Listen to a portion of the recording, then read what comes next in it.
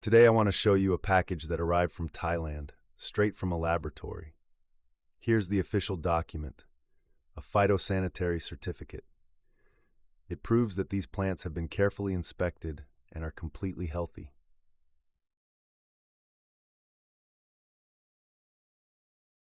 During unboxing, one corner got cut off by accident, but that's no big deal.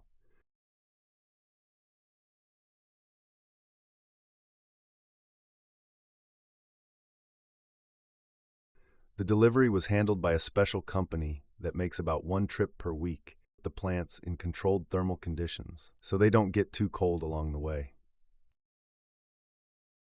And here's what it looks like. To be honest, I already unpacked this box earlier. It was packed much more neatly at first. The plants arrive just like this, little beauties. They come in a sterile gel, and from here they need to be adapted or transferred into culture media.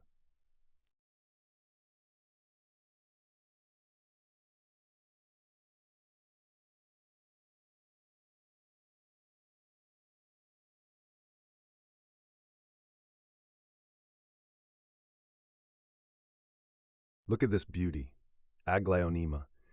You can see right away from the gel, it's clear and clean. There are no signs of contamination. Now let's take a closer look at the roots. With Aglaonema, you can immediately notice these little nodes forming. And now, as an example, here's a Philodendron red Anderson. Such a beautiful variegated plant. Along with it came a few extra shoots, even though it was sent as just one plant. I'm not even sure how to hold it without my hands shaking. These little plantlets can also be rooted separately. This philodendron definitely requires very gentle care.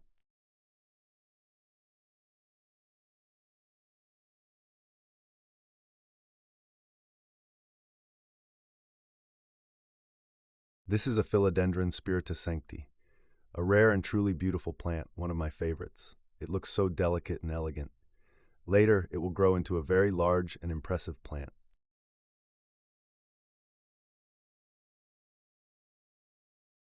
And here's another variegated Philodendron red Anderson. Just beautiful, isn't it? The leaves are absolutely stunning.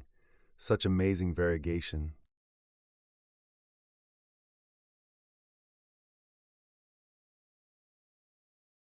And here's a Philodendron strawberry shake. These little plantlets have grown together at the roots, so we will need to handle them very gently when we separate and repot them.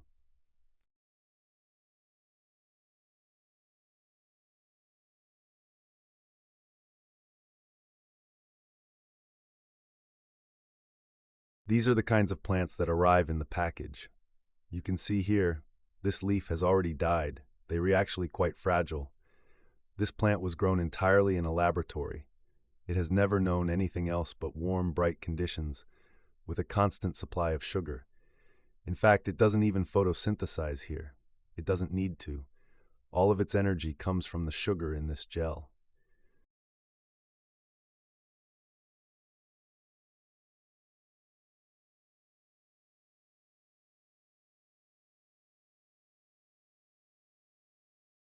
And even though the leaves look beautiful now, most of them will likely die off during adaptation. That's because the stomata on these leaves are always open. They don't know how to close them. They don't know how to regulate moisture loss. So this plant must go through acclimatization. It needs to be hardened so that when it grows new leaves, they can function normally and allow the plant to survive outside the lab.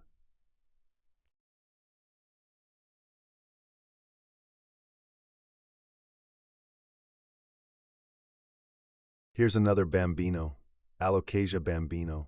Such cute little dark leaves.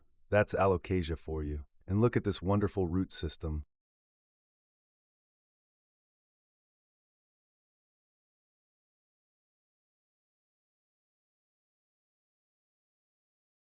Alocasia black velvet. These leaves will grow to be simply stunning. Some of these plants will go straight into acclimatization. I'll take them out of the gel, wash off the sugar, and place them in very careful conditions so they can slowly adjust to real life.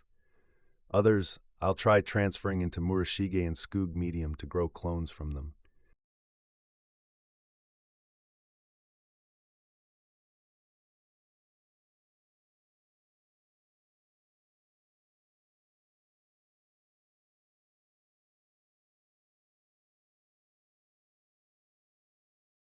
And here's something interesting.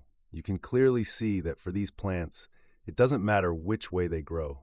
They don't even breathe in the normal sense. They don't need oxygen at all. They can grow right inside the gel without any trouble. But for me, it will be a challenge because these plants require extremely delicate handling.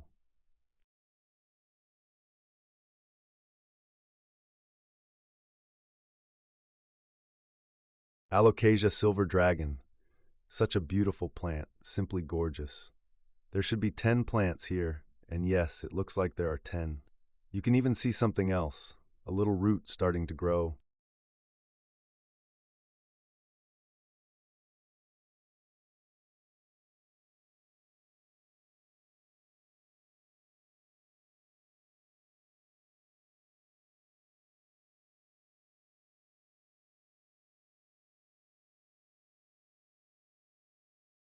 Philodendron Florida Beauty.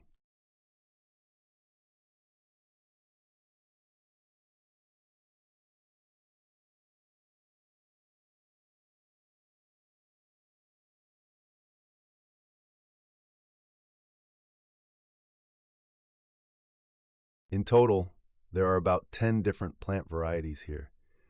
Some of these kinds of plants are actually very expensive. And here's another one, Alocasia Frydek Variegated. We've got about 4 or 5 of them in this batch. Red Anderson. So here we have some plants that come separately, each on its own. Even directly from the laboratory, they cost quite a lot. Here's a Red Anderson. You can already see the faintest touch of red showing on its leaves, and that's why it's called Red Anderson. And here's an Alocasia Frydek Variegated. Such beauty. New varieties like these are always very expensive at first, even when they come straight from the lab. Philodendron giganteum.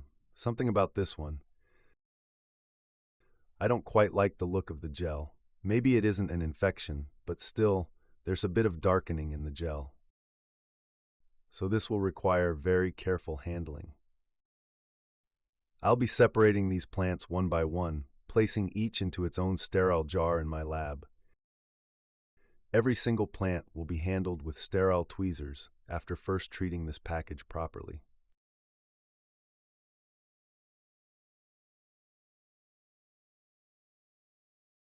And I also want to point out how these plants are shipped. They come in simple bags, sealed inside thermal packaging. I honestly don't know how they sterilize them, because this kind of plastic can be boiled or heat sterilized. So I'm not sure how they guarantee sterility inside. Of course, it would be much better if they were sold in test tubes, like the ones used for lab samples. But unfortunately, almost no labs ship that way. I suppose it's because shipping space is expensive. As for this package, I don't remember exactly how much the delivery cost from Thailand, but it arrived straight from the lab to my door. They shipped it on Saturday, and by Wednesday morning, it was already here. So the whole trip took about 4 days.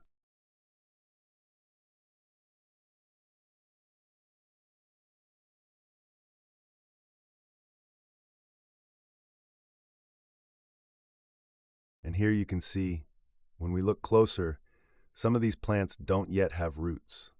That means they still need to develop them. They will have to be placed into the proper medium. Usually when the goal is multiplication, cloning, creating more plantlets, we add more cytokinins. But when the goal is root development, that's when auxins are added. We'll get into that later on.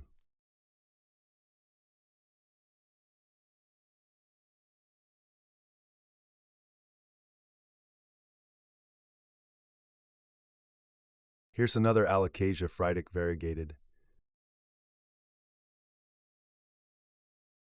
a red Anderson, and yet another red Anderson as well.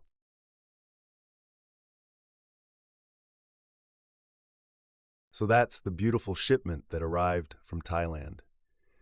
Now I'll start working with these plants and preparing them. I'll also record a short video for each variety because I want to show how every type grows. And for that, I'll need to do a bit of homework and preparation first.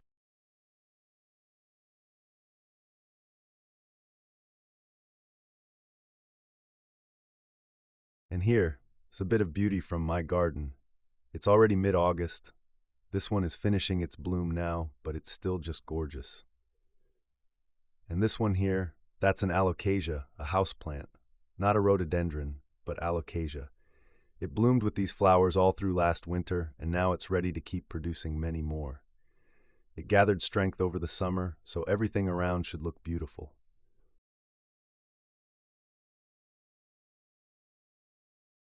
I hope you found this interesting. Stay with us for more.